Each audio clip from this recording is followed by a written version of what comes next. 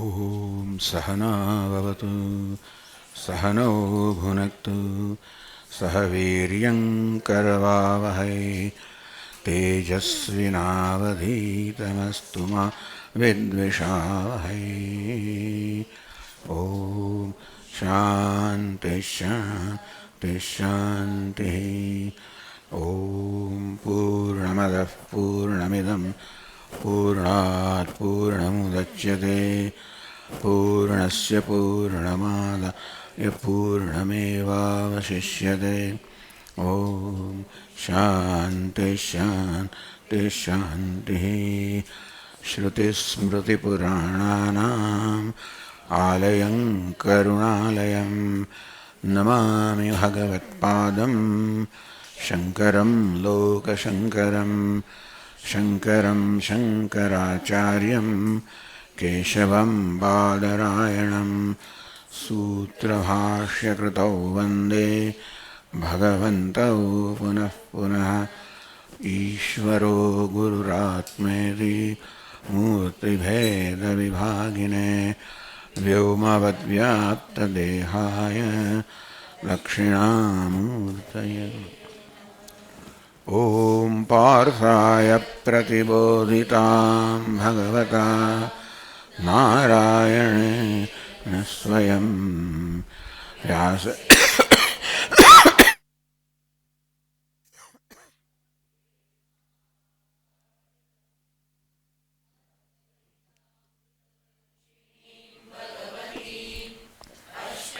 दशाध्यायिनीम् अम्ब त्वामनुसन्दधामि भगवद्गीते भवद्वेषिणीम्।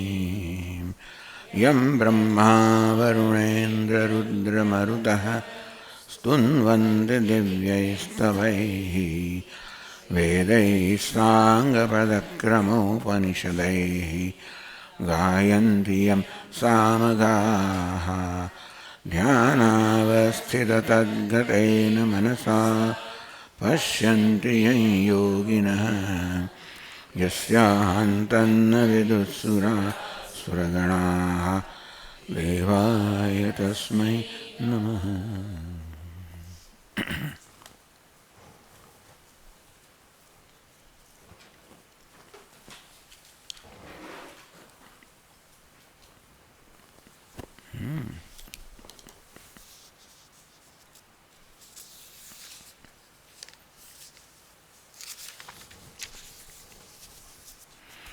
अथ अष्टमोऽध्यायः। अर्जुन उवाच किं तद्ब्रह्म किमध्यात्मम् किं कर्म पुरुषोत्तम अधिभूतं च किं प्रोक्तम् अधिदैवं किमुच्यते।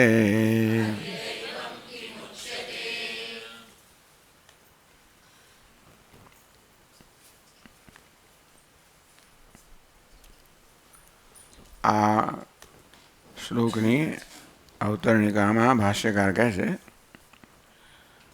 તે બ્રહ્મ તદ્વિદુઃ કૃષ્ણમ ઇત્યાદિના भगवता अर्जुनस्य प्रश्नबीजानि उपदिष्टानि अतः तत्प्रश्नार्थम् अर्जुन उवाच। આગલા અધ્યાયમાં છેલ્લા શ્લોકોમાં કહેતે બ્રહ્મ તદ્વિદુઃ કૃષ્ણમ અધ્યાત્મમ કર્મચાખિલમ સાધિભૂતાદિદૈવમ મામ સાધિ યજ્ઞમ છે એ વિદુઃ. આ બધા નવા શબ્દો છે. કિમ એટલે એ બ્રહ્મને જાણે છે, અધિયજ્ઞને જાણે છે, અધિદૈવને જાણે છે, અધ્યાત્મને જાણે છે, યજ્ઞને અધિયજ્ઞને જાણે છે, કર્મને આ પ્રકારે આ ભગવાનના નવા શબ્દો વાપર્યા અને કહ્યું એના સંદર્ભમાં તે બ્રહ્મ તદ્વિદુઃ કૃષ્ણમ આ પ્રકારે બે શ્લોકોમાં ભગવાને કહ્યું. इत्यादिना भगवता अर्जुनस्य प्रश्नबीजानि उपदिष्टानि. इस श्लोक में भगवान अर्जुन ने પ્રશ્નના બીજનો ઉપદેશ કર્યો. એટલે કે જેમાંથી પ્રશ્ન જન્મે એવા શબ્દોનો, એવા તત્વોનો ભગવાને નિર્દેશ કર્યો. અને તો સાધિભૂતાય દેવમાં સાધિયજ્ઞમ છે એ વિધુ વગેરે તાન પ્રશ્નાર્થમ અર્જુન હોવા છે. એટલે ભગવાને આગલા અધ્યાયના છેલ્લા 2 શ્લોકોમાં જે નવા નવા તત્વોનો ઉલ્લેખ કર્યો, જેની અત્યાર સુધી વાત થઈ નથી, અને તેથી અર્જુનના મનમાં સ્વાભાવિક છે કે કુતૂહલ જાગે કે આ બધાનું શું અર્થ થાય.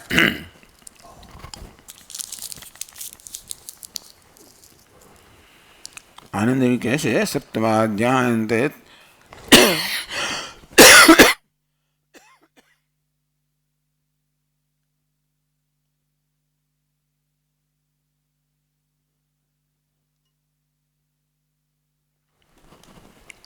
येषां त्वन्तगतं पापम् इत्यादिना येषां ब्रह्मादीनाम् अनुसन्धानमुक्तं ते ब्रह्म तद्विदुः कृष्णम् अध्यात्मं कर्म चाखिलं वगैरह में च प्रयाणकाले च कथं प्रयाणकाले च मां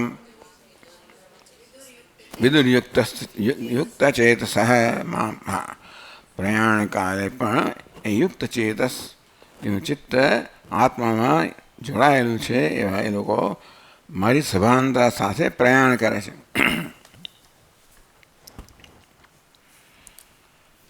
આની જિજ્ઞાસા ઉત્પન્ન થઈ મારે અર્જુન આ પ્રશ્નો કર્યા.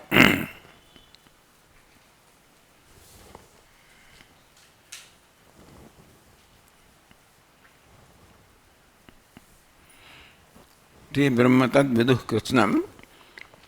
તો અહીંયા કહે છે એ બ્રહ્મ એટલે સોપાધિકમ બ્રહ્મ કે નિરુપાધિકમ બ્રહ્મ. સવિશેષ બ્રહ્મ એટલે સવિશેષ કહો, સોપાધિક કહો, નિર્વિશેષ કહો, નિરુપાધિક કહો. બ્રહ્મ શબ્દનો શું અર્થ? બ્રહ્મ શબ્દના ઘણા અર્થ થાય. સગુણ બ્રહ્મ પણ થાય, નિર્ગુણ બ્રહ્મ થાય. સગુણ, સવિશેષ, સોપાધિક, નિર્ગુણ, નિર્વિશેષ, નિરુપાધિક એક વસ્તુઓ છે.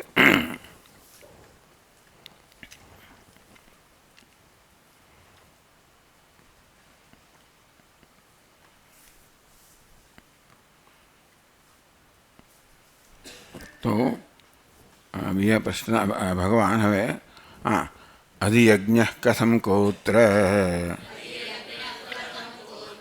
દેસ્મિન મધુસૂદન પ્રયાણકાલે ચ કથમ જ્ઞેયોસી નિયતાત્મભિઃ.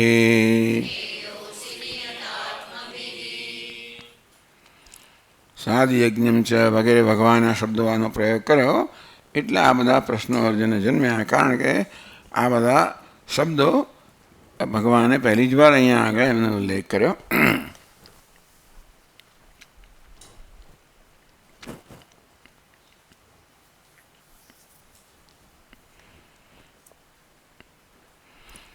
અધિયજ્ઞ કથમ કોત્ર દેહેસ્મિન મધુસૂદન.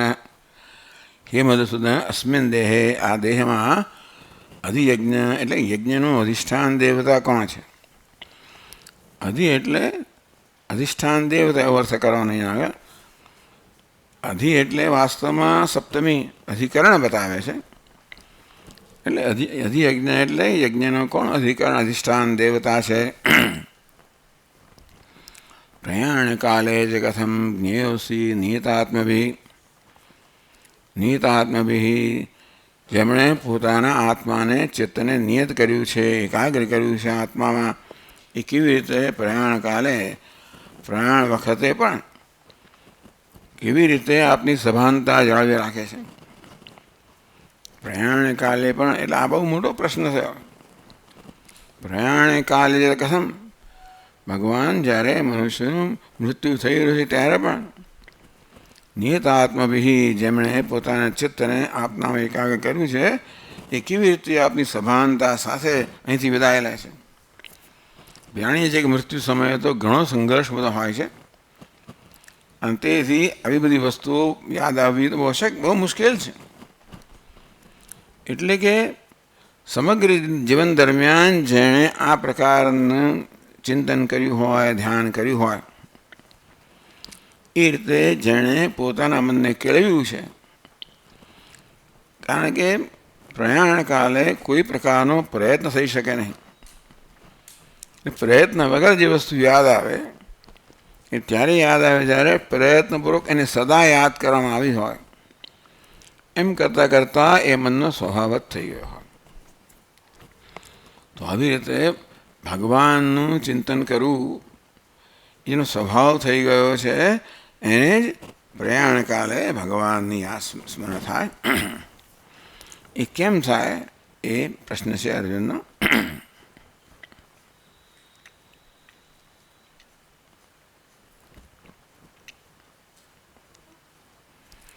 ભાષ્યકાર છે ઈશામ પ્રશ્નાનામ યથાક્રમં નિર્ણયાય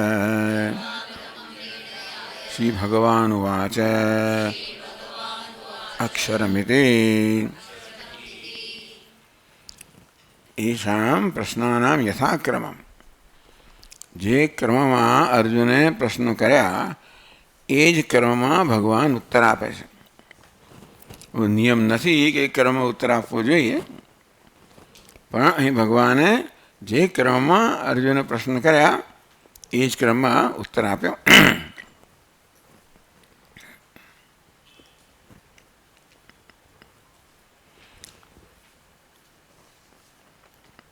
શ્રી ભગવાન ઉવાચ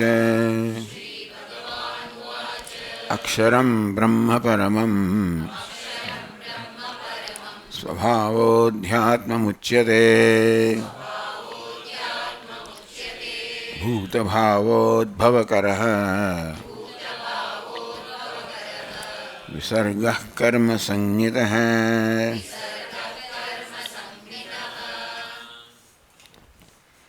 શ્રી ભગવાન વાચ, શ્રી ભગવાન ઉત્તર આપ્યો અક્ષરમ બ્રહ્મ પરમમ. તો કિમ તદ બ્રહ્મ, એ પ્રશ્ન ઉત્તર આપ્યો તો તદ પરમમ અક્ષરમ. ભગવાન કહે છે કે અક્ષર બ્રહ્મનો સ્વરૂપ છે. અક્ષર જેનો અક્ષર નથી, જેમાં વિકાર નથી, જેનો વિનાશ નથી, અવિનાશી નિર્વિકાર તત્વ છે એ બ્રહ્મ છે. સ્વભાવ અધ્યાત્મ ઉચ્યતે. અધ્યાત્મ કોને કહેવાય? સ્વભાવ, પોતાના સ્વભાવને, પોતાના સ્વરૂપને જ, આત્માના સ્વરૂપને જ અધ્યાત્મ કહેવામાં આવ્યું. અધ્યાત્મ એટલે આત્મા અર્થાત દેહને અધિકૃત્ય જે વર્તન કરી રહ્યો છે, એટલે કે આ કિસ્સામાં આત્મા. ભૂતભાવ ઉદ્ભવકર વિસર્ગ કર્મ સંજિત. ભૂત એટલે પદાર્થો, ભાવ એટલે પદાર્થોનું અસ્તિત્વમાં આવવું. ભૂત ઉદ્ભવકર, આ પદાર્થોને અસ્તિત્વમાં લાવનાર, પદાર્થો ઉત્પન્ન કરનાર. વિસર્ગ, વિસર્ગ એટલે કે ત્યાગ. ટૂંકમાં યજ્ઞમાં જે આહુતિ આપે છે એને મને વિસર્ગ શબ્દ વાપરવામાં આવ્યો. કર્મ સંહિતા, કર્મ અર્થ યજ્ઞ જ કરવાનું આમ તો, પણ કિમ કર્મ, આ ભગવાન કર્મ કોને કહે છે? તો આ વિસર્ગને એટલે કે ત્યાગને કર્મ કહે છે.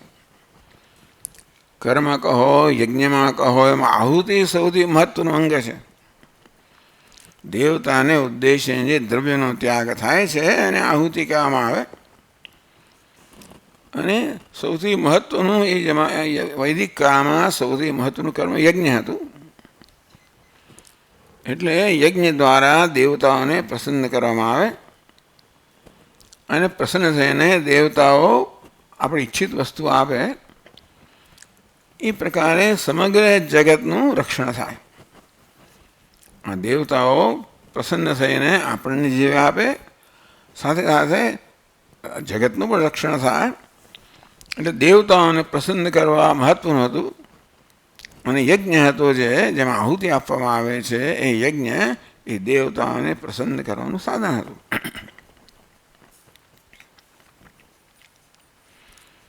એટલે ભગવાન કહે છે ભૂતભાવ ઉદ્ભવકર વિસર્ગ.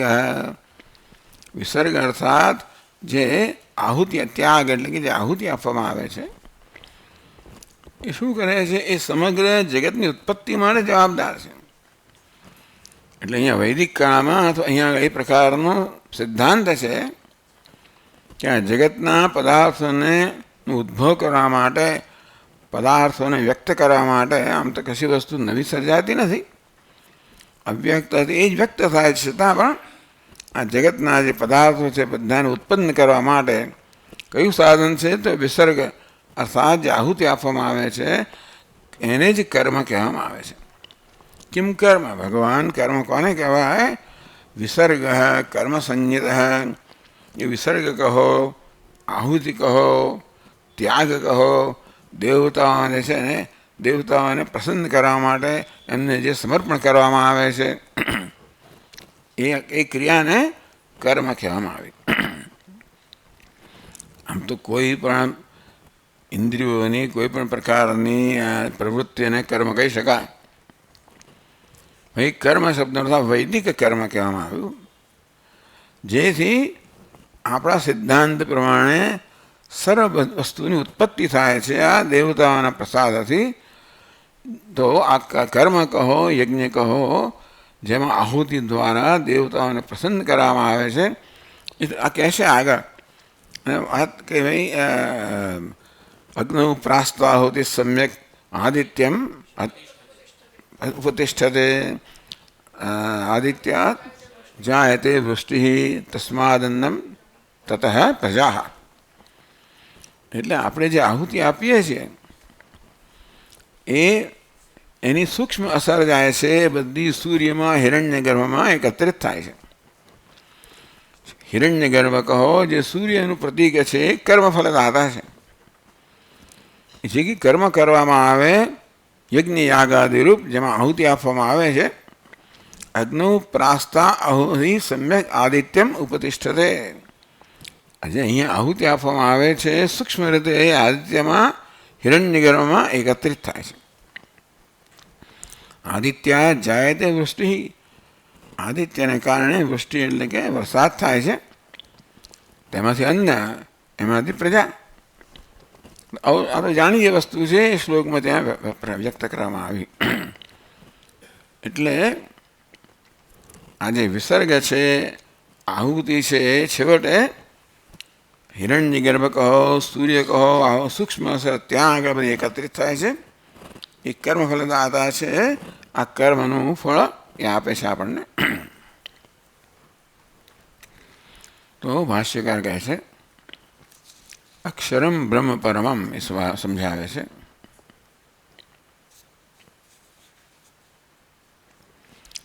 અક્ષરમ નક્ષરતે ઇતિ પરઃ આત્મા એતસ્ય વા અક્ષરસ્ય પ્રશાસને ગાર્ગે ઇતિ શ્રુતેઃ.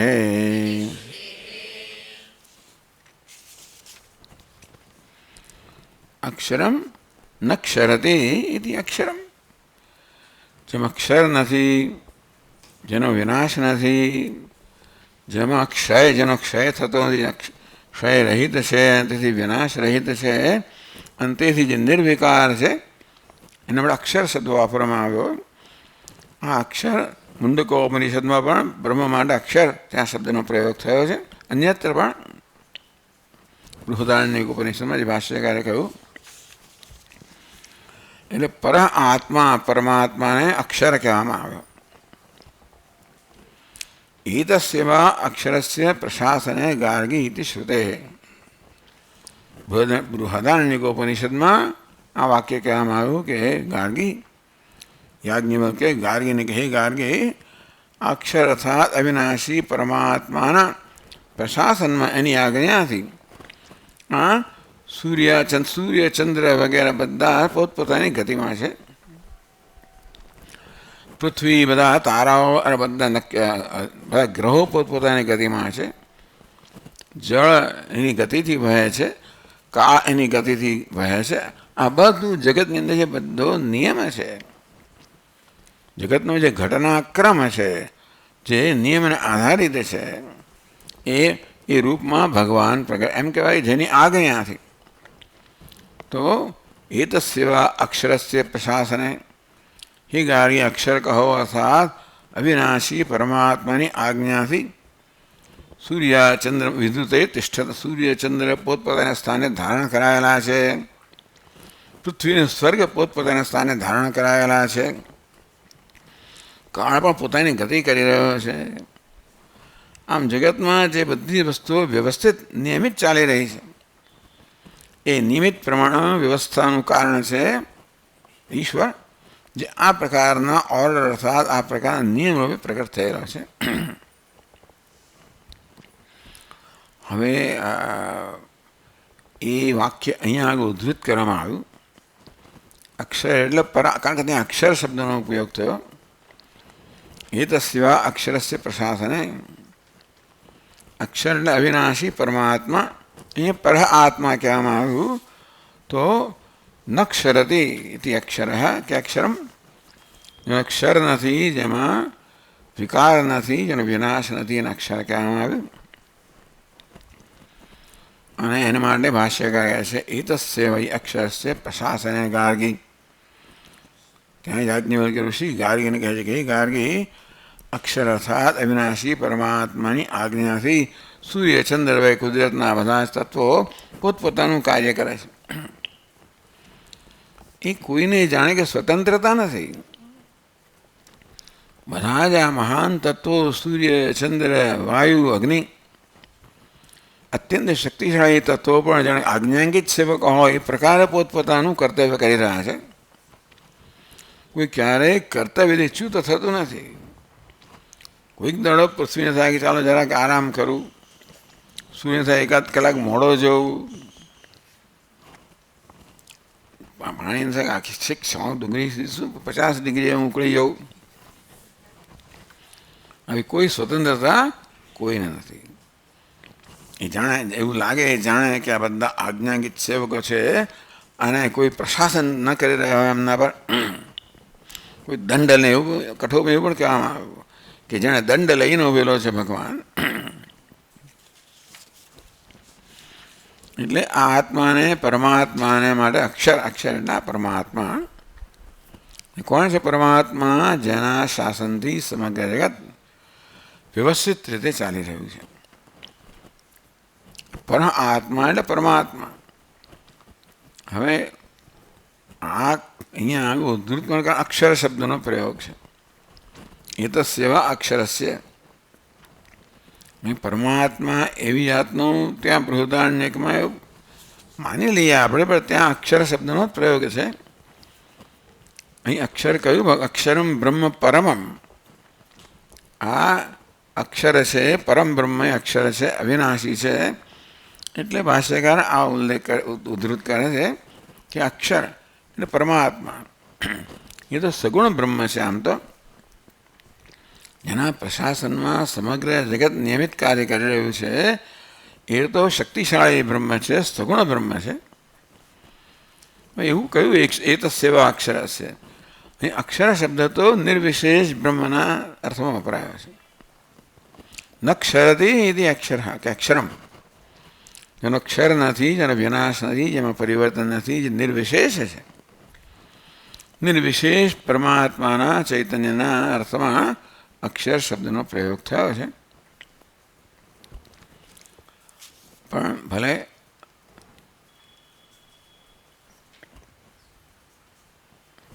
દ્યાવ પૃથિવ્યાદિ વિષય નિરંકુશ પ્રશાસનસ્ય પરસ્માત અન્યસ્મિન સમવાત. આમ સ્વર્ગ, પૃથ્વી વગેરે કોઈ પ્રકારના અંકુશ કે સંકોચ વગર પ્રશાસન થઈ રહ્યું છે. અને એ કોઈ પરમાત્મા પરમ તત્વ હોય તો જ આપણે પરમાત્મા દેખાતો નથી, પણ જગતમાં શાસન દેખાય છે. જાણે કે બધી જ વસ્તુઓ શાસન હેઠળ કામ કરી રહી હોય. એ શાસન કરતા હોવો જોઈએ, શાસન કરનાર હોવો જોઈએ. અને એ પરમાત્મા છે. એટલે કે પરમાત્માની આપણે કેવી રીતે અક્ષર શબ્દનો અર્થ પરમાત્મા કર્યો, કઈ જગ્યાએ આપને અક્ષરનો અર્થ પરમાત્મા એવો જોવા મળ્યો, શુદ્ધ પ્રયોગમાંતરેણ વ્યુત્પત્ત્યા પ્રવૃત્ત્યા શ્રીયતે. એટલે વ્યુત્પત્તિ નક્ષરતી ઇતિ અક્ષરમ. એ પ્રકારે વ્યુત્પત્તિ અર્થાંતરે બી સંભવાદે. ટૂંકમાં અહીંયા એવું કહેવામાં આવ્યું કે જે નક્ષરતી અક્ષરમ બરાબર છે, પણ શાસ્ત્રમાં અક્ષર માટે સ્વર્ગ પૃથ્વી વગેરે બધા તત્વોનું નિયંત્રણ કરનાર થઈ રહ્યું છે. એ પરથી આપણે અનુમાન કરીએ કે એવું કોઈ તત્વ હોવું જોઈએ સર્વશક્તિમાન જેના શાસનમાં આ બધું જ જગતના બધા જ તત્વો વ્યવસ્થિત નિયમપૂર્વક ચાલી રહ્યા છે.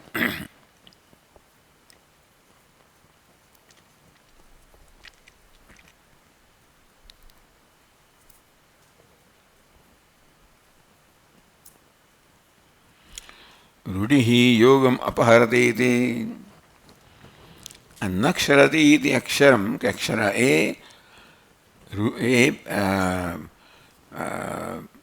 યોગ એટલે કે વ્યુત્પત્તિથી અર્થ કર્યો. પણ અક્ષર શબ્દનો અર્થ રૂઢિ. રૂઢિ એટલે રોજબરોજનો પ્રયોગ. તો જ્યાં રૂઢિ હોય, રોજબરોજનો પ્રયોગ હોય, એ વધારે શક્તિશાળી છે. પેલા યોગ એટલે કે વ્યુત્પત્તિનો અર્થ કરતા પણ રૂઢિનો અર્થ છે વધારે બળવાન છે એવું કહેવાય છે. ઓમકારે અન્યસ્મે એટલે ઓમકારે ટૂંકમાં ઓમકાર માટે સામે અક્ષર શબ્દ વપરાય છે. અહીં ભલે અક્ષરમ બ્રહ્મ પરમમ કહ્યું, પણ અક્ષર શબ્દ ઓમકાર માટે પણ વપરાય. ભાષ્યકારે એને પણ ધ્યાનમાં લેવું જોઈએ. એટલે કહે છે આગળ ઓમકારસ્ય ચ ઓમિત્યેકાક્ષરમ બ્રહ્મ ઇતિ પરેણ વિશેષણાત તદ્ગ્રહણમ. હા, તદ અગ્રહણમ એવું જોઈએ. હા, ઓમકારનો અર્થ પણ અક્ષર થાય. અક્ષર એટલે ઓમકાર એમ થાય. પણ પરમ બ્રહ્મ અક્ષરમ બ્રહ્મ પરમમ. અક્ષર શબ્દનો અર્થ છે પરમ બ્રહ્મ થાય. એ પરમ એ પ્રકારના વિશેષણથી અહીંયા આગળ અક્ષર શબ્દનો અર્થ ઓમકાર ન થાય. કારણ કે અહીંયા પરમમ બ્રહ્મ, બ્રહ્મનો એક અર્થ ઓમકાર પણ થાય. પરમ જ્યારે વિશેષણ લગાવવામાં આવ્યું ત્યારે ત્યાં ઓમકાર અર્થ ના થાય, પરમાત્મા એવું જ અર્થ થાય.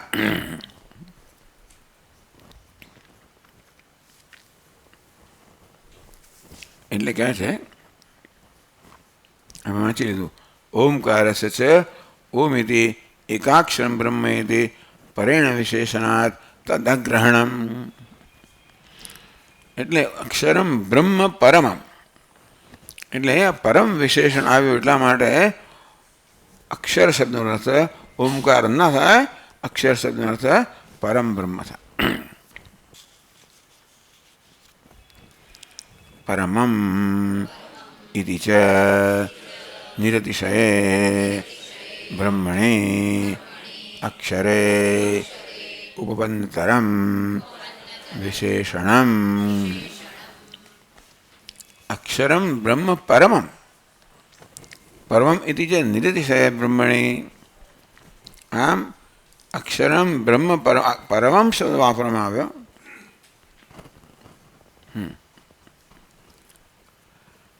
તો પરમમ ઇતિ નિરતિશયે બ્રહ્મણે ઓમ ઇત્યેકાક્ષરમ બ્રહ્મ. અહીંયા આવ્યા અક્ષરમ બ્રહ્મ પરમમ. એટલે પરમમ શબ્દનો વિશેષનો ઉપર થાય. એટલા માટે પરમમ બ્રહ્મ ઓમ અક્ષરમ બ્રહ્મ પરમમ. પરમમ બ્રહ્મ અક્ષર શબ્દનો થાય પરમ બ્રહ્મ. પરમેતિ નિરતિશયે બ્રહ્મણે. અને માટે જ્યારે પરમ બ્રહ્મ એવું કહેવામાં આવ્યું ત્યારે એનો અર્થ પરમ બ્રહ્મ જેવો થવો જોઈએ. નિરતિશય એટલે જેને ચડી જતું કશું જ નથી. ઉપપન્નતરમ વિશેષણમ. કારણ કે બ્રહ્મ શબ્દના એકથી વધારે અર્થ છે. એટલે બ્રહ્મ શબ્દનો બ્રાહ્મણ પણ થાય, વેદ પણ થાય, હિરણ્ય ગર્ભ પણ થાય, પરમ બ્રહ્મ પણ થાય, ઓમકાર પણ થાય. અહીંયા આગળ કયો અર્થ છે એ જે સૌથી વધારે અનુકૂળ છે, યોગ્ય છે? તો કે અક્ષરમ બ્રહ્મ પરમમ, પરમમ વિશેષણ છે, માટે બ્રહ્મણી નિરતિશય બ્રહ્મણી, બ્રહ્મ ખરું પણ બ્રહ્મ એટલે પછી બ્રાહ્મણ, ઓમકાર, વેદ, સગુણ બ્રહ્મ, નિર્ગુણ બ્રહ્મ, આ રીતે. પણ કારણ કે અક્ષરમ બ્રહ્મ પરમમ, પરમમ વિશેષણ વાપરવામાં આવ્યું એટલે બીજા બધા અર્થમાં નહીં, પરંતુ પરમ બ્રહ્મ એ અર્થમાં જ અહીંયા આગળ ઓમનો અક્ષરનો અર્થ થવો જોઈએ.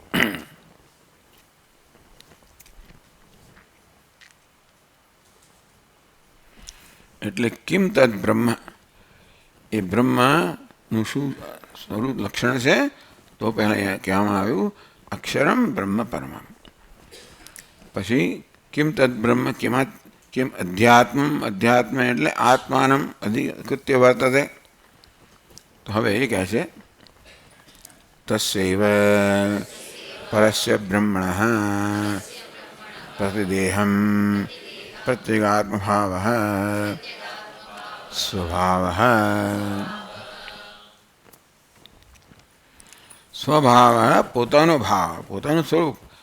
તસ્યૈવ પરસ્ય બ્રહ્મણ, એ જ પરમ બ્રહ્મ છે, એ જ પરમ બ્રહ્મ પ્રતિદેહમ,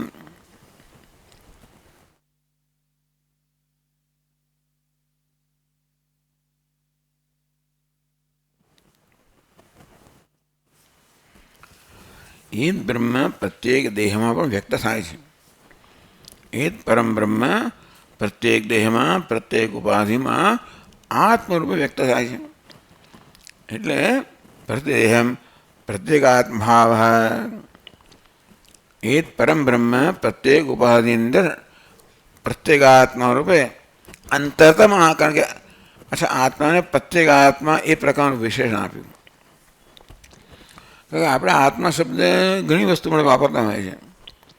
આપણે દેહને પણ આત્મા કહેતા હોઈએ, ક્યારેક પ્રાણને કહેતા હોઈએ, મનને કહેતા હોઈએ, ઇન્દ્રિયોને કહેતા હોઈએ. એટલા માટે આત્માને પરમ એ વિશેષણ આપવામાં આવ્યું. તો પછી આ દેહ વગેરે ના આવે. અને તેથી પરમમ ઇતિ નિરતિશય બ્રહ્મણી અક્ષરે ઉપન્નતર વિશેષણમ, એટલે પરમ બ્રહ્મમાં તેથી પ્રતિદેહમ પ્રત્યેગાત્મભાવ સ્વભાવ. આમ એ જ પરમ બ્રહ્મ પ્રત્યેક ઉપાધિની અંદર જે આત્મરૂપ પ્રગટ થાય છે એને સ્વભાવ કહેવામાં આવ્યો. એટલે કિમ તદ બ્રહ્મ, કિમ અધ્યાત્મ, એટલે સ્વભાવ અધ્યાત્મ ઉચ્યતે. અક્ષરમ બ્રહ્મ પરમમ સ્વભાવ અધ્યાત્મ ઉચ્યતે. પરમ બ્રહ્મ, અધ્યાત્મ, અધિભાવ અને અધિદેહ, અધ્યાત્મ, અધિયજ્ઞ, અધિદૈવ, આ બધા પ્રશ્નો કરવામાં આવ્યા. પ્રતિદેહમ પ્રત્યેગાત્મભાવ સ્વભાવ. સ્વભાવ કોને કહેવાય?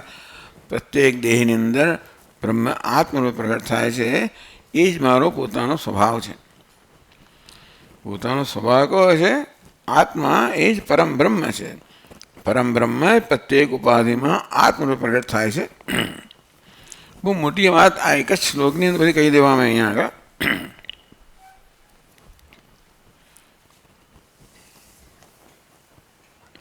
સ્વકીયો ભાવ સ્વભાવ શ્રોત્રાદિકરણ ગ્રામ.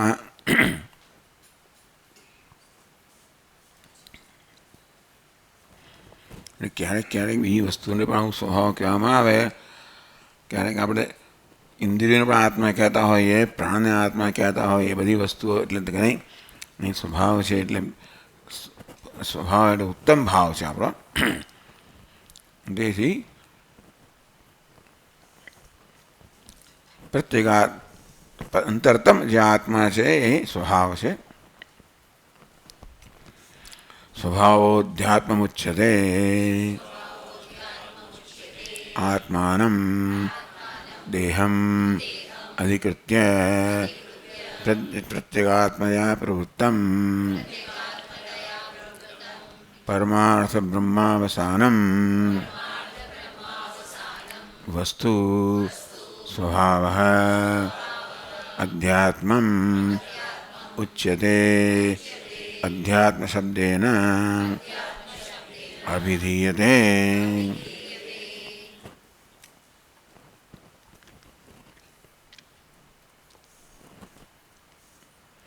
તસ્યૈવ પરસ્ય બ્રહ્મણઃ પ્રતિદેહમ પ્રતિ પ્રત્યેગાત્મભાવ સ્વભાવ એ જ પરમ બ્રહ્મ દરેક ઉપાધિની અંદર અંતરતમ આત્મરૂપે છે એને સ્વભાવ કહેવામાં આવે. સ્વભાવ અધ્યાત્મ ઉચ્યતે. સ્વભાવને અધ્યાત્મ કહેવામાં આવ્યું. અધ્યાત્મ કાંઈ કહે છે? આત્માનમ દેહમ અધિકૃત્ય વર્તતે. અધ્યાત્મમાં આત્મ શબ્દ છે દેહ છે. અધ્યાત્મ અધિભૂત અધિદૈવ. દેહ એટલે વ્યક્તિ. ટૂંકમાં આત્માનમ દેહમ અધિકૃત્ય. દેહ જેનું કેન્દ્ર છે એ દેહને કેન્દ્ર રૂપે રાખીને જે પ્રકટ થાય છે, વ્યક્ત થાય છે. પ્રત્યેગાત્મતયા પ્રવૃત્તમ. અને તેથી જે પ્રત્યેગાત્મા રૂપે અભિવ્યક્ત થાય છે. પરમાર્થ બ્રહ્મ અવસાનમ વસ્તુ. એને પ્રત્યેગાત્મા કહેવામાં આવે છે. એનું ખરેખર વિચાર કરવામાં આવે, એનું શું સ્વરૂપ છે એનું ચિંતન કરવામાં આવે, એનો વિચાર કરવામાં આવે, વિશ્લેષણ કરવામાં આવે. પરમાર્થ બ્રહ્મ અવસાનમ વસ્તુ. તો છેવટે પરમાર્થ બ્રહ્મ એ રીતે નિર્ણય થશે કે આ જે હું રૂપે પ્રગટ થાય છે, આત્મરૂપે પ્રગટ થાય છે, એનું શું સ્વરૂપ છે એ પ્રકારનું ત્યારે વિચાર કરવામાં આવે, અન્વેષણ કરવામાં આવે. ત્યારે નક્કી થાય છે કે તો પરમ બ્રહ્મ જ છે. કારણ કે આ દેહ કે પ્રાણ કે મન કે બુદ્ધિ આ કશી વસ્તુઓ પરમ આત્મા કહેવાડા યોગ્ય નથી. ક્યારેક ક્યારેક આત્મા કહેવાતી હશે, પરંતુ એક આત્મા બીજા આત્મા છે એનો નિષેધ કરનારું છે. પરંતુ આ બધાની અંદર જે વાસ્તવમાં સર્વસામાન્ય વસ્તુ છે એ તો અંતરતમ આત્મા છે. પરમાર્થ બ્રહ્મ અવસાનમ વસ્તુ. એટલે આત્માનું શું વાસ્તવિક સ્વરૂપ છે એ પ્રકારનું જ્યારે ચિંતન કરવામાં આવે, વિચાર કરવામાં આવે, વિશ્લેષણ કરવામાં આવે તો એ પરમાર્થ પરમ બ્રહ્મ છે એ પ્રકારે નિશ્ચય થાય. તો પરમાર્થ બ્રહ્મ અવસાનમ વસ્તુ. જે વસ્તુ કહો, તત્વ કહો, જે પરમાર્થ બ્રહ્મ છે, પરમ બ્રહ્મ છે એવું નિશ્ચય થાય છે જેના વિશે એ વસ્તુ કે તત્વ સ્વભાવ અધ્યાત્મ ઉચ્યતે. એ સ્વભાવ પોતાનો ભાવ કહો, પોતાનું સ્વરૂપ કહો, એને અધ્યાત્મ કહેવામાં આવ્યું. અધ્યાત્મ શબ્દેને અધ્યાત્મ ઉચ્યતે એટલે અધ્યાત્મ શબ્દથી જેનો નિર્દેશ થાય છે.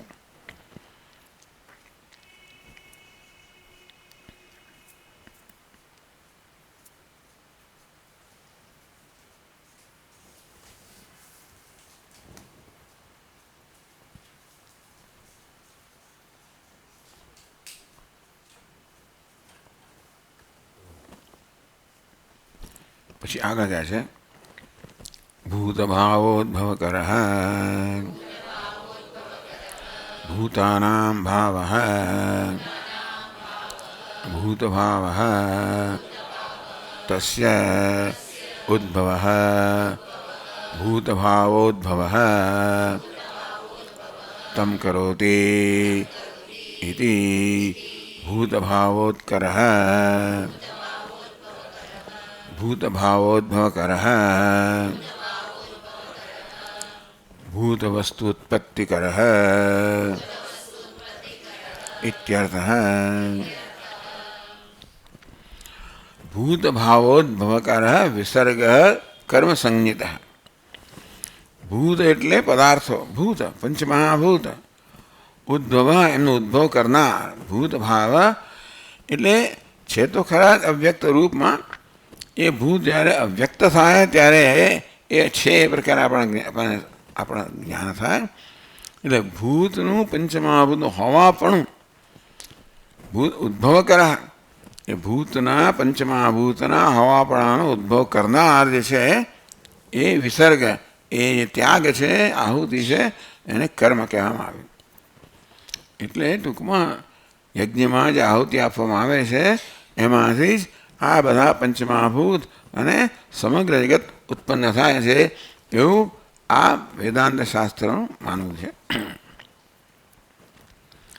વૈજ્ઞાનિકો જે માનતા હોય એ ખરું. આ જગત ઉત્પન્ન કરવાનું કારણ શું છે? આ તો કહે છે કે કર્મ છે. કોને કર્મ કહેવાય? યજ્ઞમાં જે આહુતિ આપવામાં આવે છે દેવતાનો ઉદ્દેશ, એને કર્મ કહેવાય. એટલે આ કર્મના ફળ રૂપે છે આ સમગ્ર જગત, એવું અહીં કહેવામાં આવે છે. કારણ કે જગતમાં જે કંઈ વસ્તુ છે, જ્યાં છે, જેવી છે, એમાં કારણ તો આવવું જોઈએ ને. બસ અકસ્માત ઉત્પન્ન થયું, ભગવાન ઉત્પન્ન કર્યું, એમને જે મનમાં આવ્યું તે કર્યું. આવું જાત જાતનું કહેવામાં આવે. પહેલા દિવસે એમણે સૂર્ય, બીજા દિવસે ફલાણું નામ કરીને બધી જે ઉત્ક્રાંતિ છે એનું વર્ણન કરવામાં આવે છે. એમાં આપણે કંઈ કહેવાનું નથી એના ક્રમ વગેરે વિશે. એ તો બધા પર બહુ બધી વિસ્તૃત બધી બહુ ચર્ચાઓ થયેલી છે, એટલે એમાં આપણે કંઈ નથી કહેવાનું. પણ એની મશ્કરી કરવામાં આવે કે પહેલા દિવસે સૂર્ય, બીજા દિવસ આવે એવું કેમ? પણ ચાલો, એ છતાં પણ લાઇટ પછી આવે, સૂર્ય પહેલાં આવે ને લાઇટ પછી આવે ને પછી એ પ્રકારનો ક્રમ છે. એ બધા ક્રમનો જે હતો હોય તે ખરો. પરંતુ આપણા એટલે ભગવાને ઉત્પન્ન કર્યું. ભગવાને પોતાની મરજીથી આ બધું બનાવ્યું. પહેલાં કશું હતું નહીં, અને ભગવાને આ જે કંઈક હશે એનાથી આ બધું બનાવ્યું. એટલે જે અભાવ હતો, જે ન હતું એ ઉત્પન્ન થયો. એ તો વેદાંત સ્વીકારતું જ નથી કે જે અભાવમાંથી ભાવ જન્મી શકે જ નહીં. કશું ન હોય એમાંથી કશું જન્મે એવું બને જ નહીં. કશાકમાંથી જ કશુંક બને. એ જેમાંથી બન્યું ન દેખાતું હોય, ન એ વ્યક્ત હોય. અવ્યક્ત છે એ જ વ્યક્ત રૂપ લેતું હોય છે. એટલે કે શૂન્યમાંથી કશું સર્જાય નહીં. એટલે જગતની પહેલાં શૂન્ય હતું એવું આપણે કહી શકાય નહીં. ભાઈ બૌદ્ધ લોકો કહેતા હોય, પણ શૂન્ય હોય તો સર્જન કેવી રીતે થાય? માટે આ તો કાચ ચક્ર છે. ક્યારેય પણ અભાવ નામની વસ્તુ હોતી નહીં ને હશે પણ નહીં. એટલે જગત નહોતું, જગતનો અભાવ હતો એવું ક્યારેય ના હોય. એટલે આ ચક્રાત્મક વસ્તુ છે. અવ્યક્ત વ્યક્ત બને, વ્યક્ત અવ્યક્ત બને. જેવી રીતે દિવસ દરમિયાન વ્યક્તિ હોય અને રાત્રિમાં અવ્યક્ત બને, પાછું વ્યક્ત, પાછું અવ્યક્ત.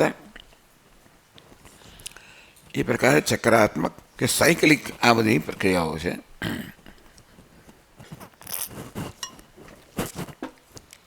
સ્વામી વિવેકાનંદજી કે જો જળમાંથી વાદળ બને, એમાંથી પાછું જળ, પાછું વાદળ, પાછું જળ. આ પ્રકારે ચક્રાત્મક વસ્તુઓ છે.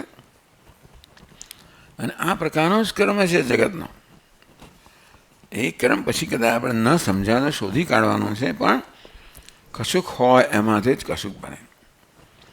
જળ હોય તો વાદળ બને, વાદળ હોય તો વળી જળ બને.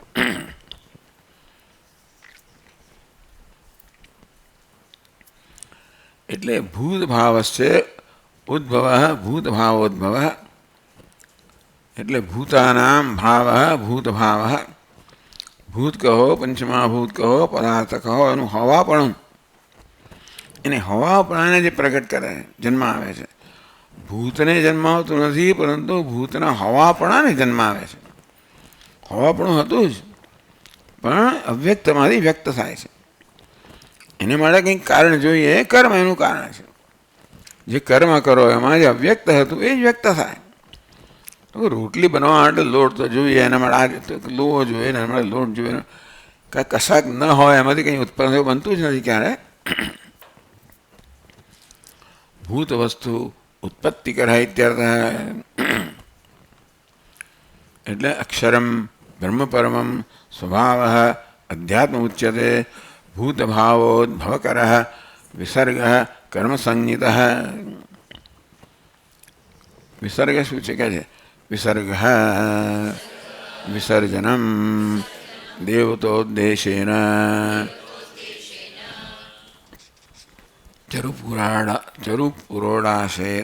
ચરુપુરોડાશા દેહે દ્રવ્યસ્ય પરિત્યાગઃ સ એવ વિસર્ગલક્ષણઃ યજ્ઞઃ કર્મ સંહિતઃ કર્મ શબ્દિતઃ ઇત્યેતત. વિસર્ગ, વિસર્ગ એટલે સમર્પણ કરવું, આહુતિ આપવી. વિસર્જનમ દેવતોદ્દેશેન, દેવતાને ઉદ્દેશીને સ્વરૂપ પુરોડાશાદે દ્રવ્યસ્ય, જે દ્રવ્ય આપણે યજ્ઞમાં અગ્નિમાં હોમતા હોઈએ છીએ એ ચરુ પુરોડાશ વગેરે હોય છે, જે દેવતાઓ માટે આપણે આહુતિ આપતા હોઈએ છીએ. દ્રવ્યસ્ય પરિત્યાગ, એ ત્યાગની ક્રિયાને જ કર્મ કહેવાય છે, વિસર્ગ કહેવાય. વિસર્ગ કર્મ સંગીત. આ દેવતાને ઉદ્દેશીને, દેવતાના લાભ માટે કે દેવતાને પ્રસન્ન કરવા માટે જે દ્રવ્ય અર્પણ કરવામાં આવે છે, જે દ્રવ્યનો ત્યાગ કરવામાં આવે છે, જે ચરુ પુરોડાશ વગેરે હોય એને વાસ્તવમાં વિસર્ગ કહેવામાં આવ્યો. વિસર્ગ એટલે સમર્પણ.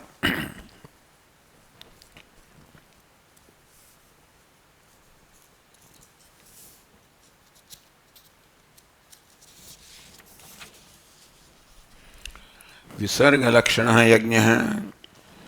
વિસર્ગ એટલે પરિત્યાગ, દેવતાને ઉદ્દેશીને યજ્ઞનો ત્યાગ કરવો, એ જેનું લક્ષણ છે, એ જેમાં જે એનું મુખ્ય અંશ છે. આમ તો યજ્ઞમાં અનેક બધી વસ્તુઓ હોય, પણ મુખ્ય કઈ વસ્તુ છે જેને કારણે યજ્ઞ કહેવાય? તો કે દેવતાને ઉદ્દેશીને દ્રવ્યનો ત્યાગ કરવો, એને હોમ કહેવાય, યાગ કહેવાય. યજ્ઞ કર્મ સંજ્ઞિત એટલે કર્મ શબ્દિત, સંજ્ઞા કહો શબ્દ કહો, એને કર્મ એવી સંજ્ઞા છે, કર્મ એવો શબ્દ, કર્મ એવું નામ છે. કર્મ શબ્દિત ઇત્યેતત. કહે છે આગળ, એતસ્માદ્ધે બીજભૂતાદ વૃષ્ટ્યાદિક્રમેણ સ્થાવજંગમાની ભૂતાની ઉદ્ભવન્તે. એતસ્માદ ભૂતાદ, આજે દ્રવ્યનો પરિત્યાગ કરવામાં આવ્યો એ વાસ્તવમાં મુખ્ય કારણ છે. બીજભૂતાદ, જે બીજ છે કારણ છે. તો આજે દ્રવ્યનો ત્યાગ કરવામાં આવ્યો, દ્રવ્ય અર્પણ કરવામાં આવ્યું, એ બીજ છે, કારણ છે બધી વસ્તુઓની ઉત્પત્તિનું. જેને કર્મ કહેવામાં આવે, યજ્ઞ કહેવામાં આવે, એમાં મુખ્ય અંશ છે આ પ્રકારે દેવતાને ઉદ્દેશીને દ્રવ્યનો ત્યાગ કરવો. એ ત્યાગ છે એ જગતનું બીજ છે, એમાં જગત ઉત્પન્ન થયું એવું વેદાંત કહે છે, ભગવદ્ ગીતા કહે છે. એતસ્માદ બીજભૂતાત, આ જે ત્યાગ છે એ બીજ છે, મુખ્ય મૂળ કારણ છે. વૃષ્ટિ આદિ કર્મેણ, એટલે અહીંયા જે આહુતિ આપવામાં આવી, અગ્નૌ પ્રાસ્તાહુતિ સમ્યક આદિત્યમ અહુતિષ્ઠતે, શ્લોક નથી આપ્યો પણ ચાલો, હા નીલકંઠમાં છે, રાઈટ. તો જે આહુતિ આપવામાં આવે એ આહુતિ તો મેં કહ્યું તે પ્રમાણે આદિત્યમાં હિરણ્યગર્ભમાં ત્યાં જઈને એકત્રિત થાય, એ આહુતિનું પછી વર્ષામાં રૂપાંતર થાય. એ પ્રકારે વર્ષા એટલે કર્મના ફળરૂપે આપણને વૃષ્ટિ પ્રાપ્ત થાય. ટૂંકમાં આ યજ્ઞમાં જે આહુતિ આપવામાં આવે છે એનાથી સમગ્ર જગત ચાલે છે. આહુતિ જ્યાં ત્યાં જાય છે એ જ કારણ છે, એમાંથી જ વૃષ્ટિ, એમાંથી જ પછી અન્ન, એમાંથી જ પ્રાણી વગેરે આખું સમગ્ર ચક્ર ચાલે છે. આપણે દેવતાને ઉદ્દેશીને જે આહુતિ આપે એનાથી. એટલે કે એતસ્માદ્ધિ બીજભૂતાદ વૃષ્ટ્યાદિ ક્રમેણ, વૃષ્ટિ એમાંથી અન્ન, એમાંથી સ્થાવર જંગમાની ભૂતાની, સ્થાવર એટલે સ્થિત હોય, જંગમ એટલે ચલાયમાન હોય, બે પ્રકારના વૃક્ષ વગેરે સ્થાવર છે, આ પ્રાણીઓ વગેરે, આ પશુઓ વગેરે છે, જંગમ છે. તો સ્થાવર જંગમાની ભૂતાની ઉદ્ભવંતી, એ જ આહુતિ આપવામાં આવી એ જ મૂળ કારણ છે, જેમાંથી આ સ્થાવર જંગમ બધા જ પ્રાણીઓ, બધા જ જીવોની ઉત્પત્તિ થાય છે.